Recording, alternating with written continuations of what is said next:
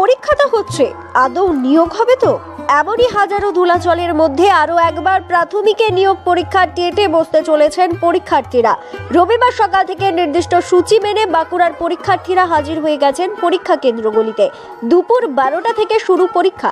এবার জেলার 37টি পরীক্ষা কেন্দ্রে 15,000-এরও বেশি পরীক্ষার্থী টেটে বসেছেন বলে জানা গেছে।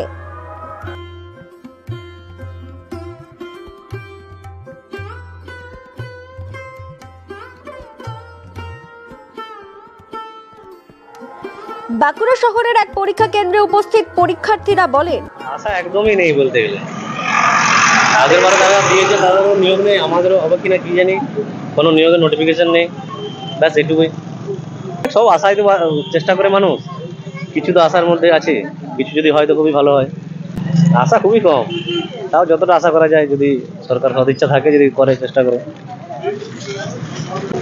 আশা তো অনেকটাই আশা আছে, যেরকম প্রত্যেক মা বাবাই প্রথমে সকাল ভোর থেকে উঠে রান্না বান্না করে পাঠিয়েছে প্রত্যেক ছেলে মেয়েকে।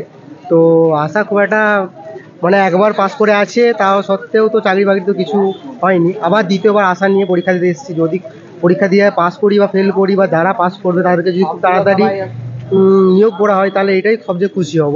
এটার জন্যই আমরা কিন্তু আশা রাখি। এটাই বলবো, সুষ্ঠুভাবে সেটা পরিচালনা করে, সেই জন্যই তো সরকার আছে, সুষ্ঠুভাবে এটা পরিচালনা করুক বা পরিচালনা করে সেটার দিকে একটা পদক্ষেপ বাড়াক। ঠিক আছে, তো এটাই চাই যে যেটা সঠিক হবে। আর অতি সত্বর যদি মানে নিয়োগ করানো যে যায়, কারণ আমি আমার দাদা সবাই তো পাস করে আছে। ঠিক আছে, তো কারণ আমার ফ্যামিলি ব্যাকগ্রাউন্ডও খুব একটা সবারই তো ভালো নেই, বা যে ছেলেরা এখনও তো মা বাবার ঘাড়ে চেপে খেয়ে যাচ্ছে, টেট পাস করে বসে আছে, ঠিক আছে, তারাও তো চায় নিজে একটা কিছু করতে, চাকরির জন্য পাস করে বসে আছে কিন্তু চাকরি পাচ্ছে না। এটাই আমি বলবো। আশা নিয়ে তো এসেছি পরীক্ষা দেওয়ার জন্য, এরপর পরীক্ষার পরে বুঝতে পারবো। মানে নিয়োগ তো আর হচ্ছে না, শুধুমাত্র পরীক্ষাই দেওয়া হচ্ছে। পরীক্ষাটা দিচ্ছি এখন আপাতত, পাস করার। হ্যাঁ, আগেও দিয়েছি, আবার দিচ্ছি, বছরই দেবো হয়তো। অভিভাবক অরবিন্দ মণ্ডল বলেন, অতীত থেকে শিক্ষা নিয়ে নিয়োগকর্তারা এবার অন্তত সুষ্ঠুতার সঙ্গে নিয়োগ প্রক্রিয়া সম্পন্ন করুন। নিয়োগ ক্ষেত্রে অতীতের কালো ছায়া এবার অন্তত যেন না পড়ে, সেটাই তিনিও চেয়েছেন বলে জানান। পরীক্ষা হোক সুন্দরভাবে, ছাত্রছাত্রীদের জন্য শুভেচ্ছা রইল, এবং নিয়োগ পদ্ধতি যেন সঠিকভাবে হয়।